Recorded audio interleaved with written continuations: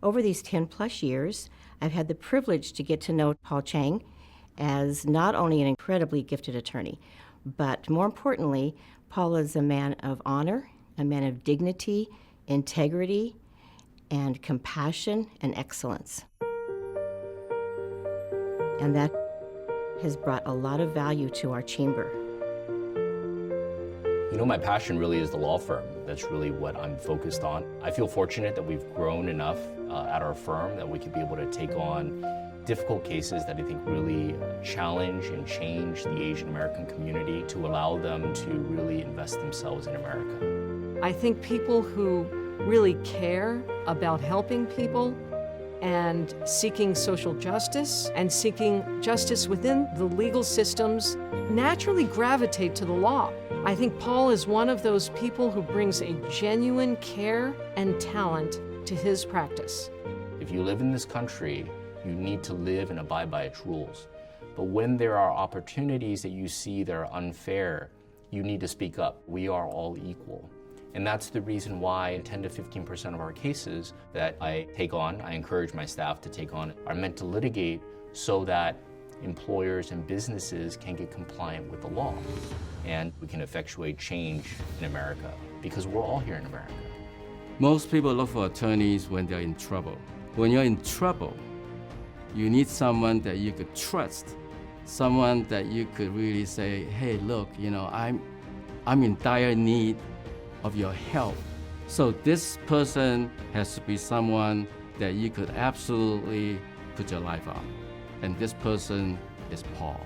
Not only is he trustworthy, not only is he professional, he's got this sense of respect for anyone, regardless of age, regardless of your background, and that's just something that I have so much respect for. Many Asian immigrants that come to America are able to look at our law firm and know that they have a place to be able to turn to. And in turning to us, they can have a firm that they can be proud of. I'm most proud of the fact that we're able to get many companies compliant with the law, whether we represent them or whether we sue them. You know, that's something that is very difficult being an immigrant or a person of color. You feel that you can't be able to look at your own community or other people of color and say, we're all American. Our cases have changed the way large companies work. And now, because of our lawsuits before, where we sued employers to give people proper overtime, to give people meal breaks and rest breaks, to be able to pay them what they are worth, now large companies are coming to us even more and saying, how can we be compliant? And I think that's really what I'm most proud of, is that we have been able to effectuate the change that we said we were going to do.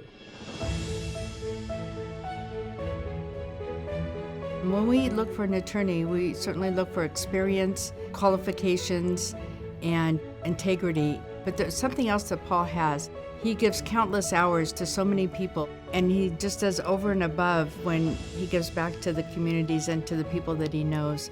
You don't see that in many attorneys, let alone the average person. I do believe for many things you do have to stand up for.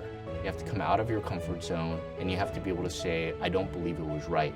I think being a prosecutor was very helpful. I was very fortunate to have litigated for the city of Hesperia, and because of that, I think, particularly with the Asian American community that we serve as kind of the San Gabriel community, there aren't that many people that had the opportunity to be able to litigate in that form. And so I think that's a very unique niche that's actually occurred.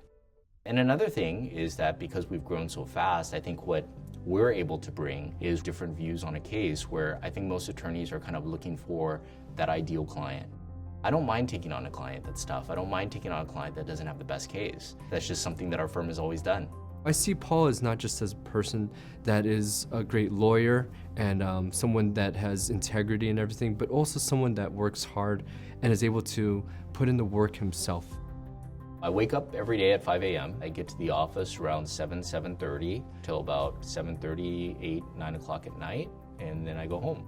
Every morning at 8:30, we have a conference with all the attorneys, all the paralegals. We all get together, we look at each other, and we ask each other, what are our deadlines, who's gonna do what, how are we gonna accomplish today's goals. litigating, it's really just about fighting for the great. If it was black and white, there would be no need for attorneys.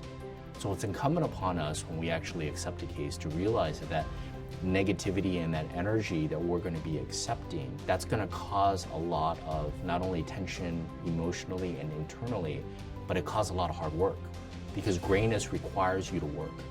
We don't look at ourselves as a firm that's grown so big that we look at our clients in a very aloof manner. We are going to make sure that we fight and grind. And if we have to spend sleepless nights at our office, that's a part of being a litigator. If you're not comfortable with that, and I tell my staff, you really shouldn't be working in law. Not even our firm. Don't be in law, because it's very difficult to be in our profession. Paul has built his business on the principles of integrity and dignity. I can think of nobody else who stands for those principles as well as Paul does.